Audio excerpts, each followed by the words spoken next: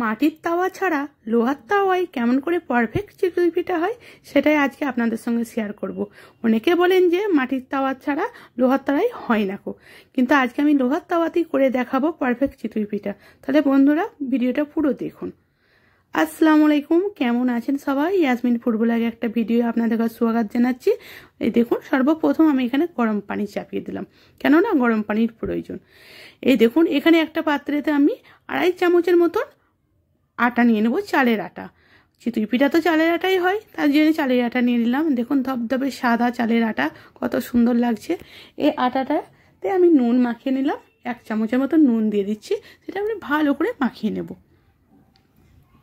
আর বন্ধুরা, যারা যারা আমার চ্যানেলের নতুন তারা আমার চ্যানেলটা সাবস্ক্রাইব করে দেবেন আর ভিডিওটা পুরো দেখবেন।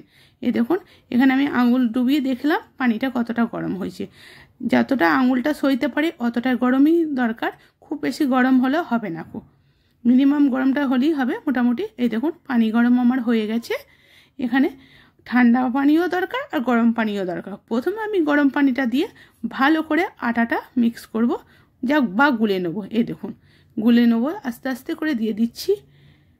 এইভাবে ধীরে ধীরে, একবারে দেবেন না, ডালা পেকে যাবে। ধীরে ধীরে দিতে হবে, কেন একবারে দিলে গোটা গোটা হয়ে থাকবে, ওটা হবে না গো, ওইভাবে হয় না। এই যে এবার ধীরে ধীরে আমি এটা দিচ্ছি আর মাখাচ্ছি। আপনারা দেখে বুঝতেই পারছেন। এইভাবে ভালো করে এটা আমি মিক্স করে নেব। আবারও বলছি বন্ধুরা, যারা আমার চ্যানেলটাই নতুন তারা যদি সাবস্ক্রাইব না করে থাকেন সাবস্ক্রাইব করে দেবেন।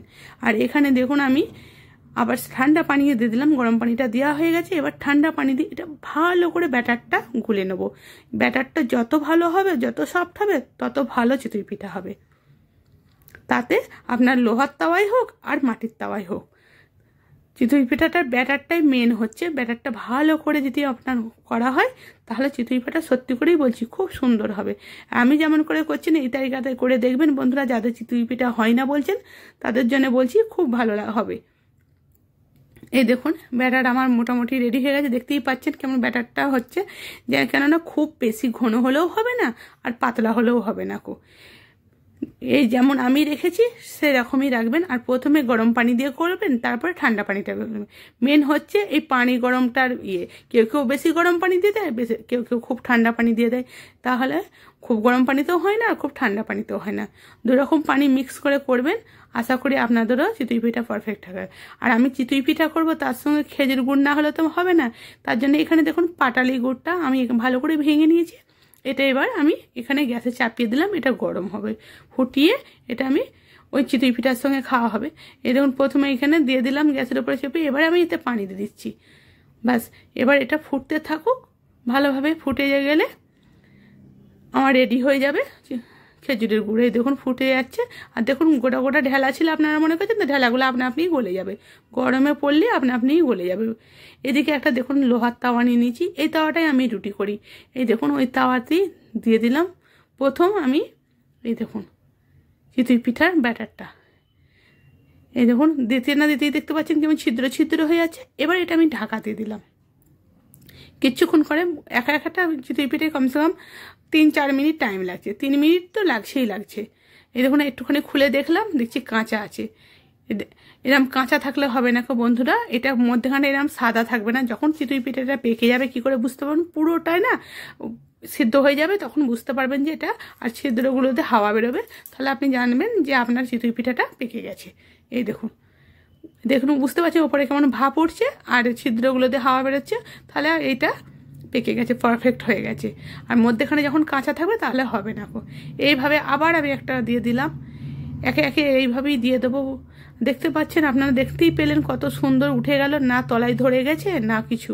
এই দেখুন, দেওয়ার সঙ্গে সঙ্গে কেমন ছিদ্র ছিদ্র হচ্ছে। আর অবশ্যই বন্ধুরা, যখন ব্যাটারটা দেবেন ঢাকা দিয়ে দেবেন, ঢাকা না দিলে হবে না, ঢাকা দিতেই হবে, তবে ভালো করে পাকবে। আর এইদিকে দেখুন খেজুর গুড় রেডি হয়ে গেছে। এই দেখুন ফুটে গেছে।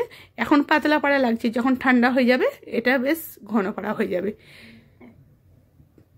এই দেখুন, এখানে আমার আর একটা চিতই পিঠা হয়ে গেছে। এই দেখুন এটা, তো এবারে আমি তুলে নেব। এইভাবেই বাকিগুলো আমি সব একে একে করে নেব।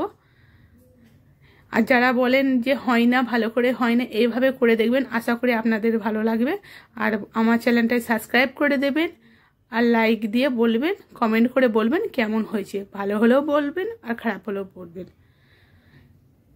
আর এই শীতের মৌসুমে খুবই ভালো লাগে, চিতই পিঠাই বলুন, ভাপা পিঠা বলুন, সবই ভালো লাগে। এইভাবে আমি বাকিগুলো একে একে সব করে নেবো বন্ধুরা। দেখুন তারপরে আপনাদের দেখাচ্ছি। এই দেখুন এটাও হয়ে গেল।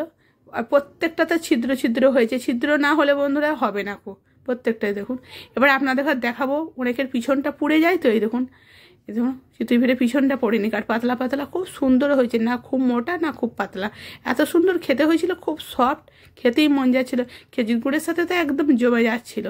বন্ধুরা এইভাবে আপনারা তৈরি করে দেখবেন। আর যদি আমার চ্যানেলটা সাবস্ক্রাইব না করে থাকেন অবশ্যই সাবস্ক্রাইব করে দেবেন। আর এখানে দেখুন আমার রেডি হয়ে গেছে, সব কটা করে নিয়েছি।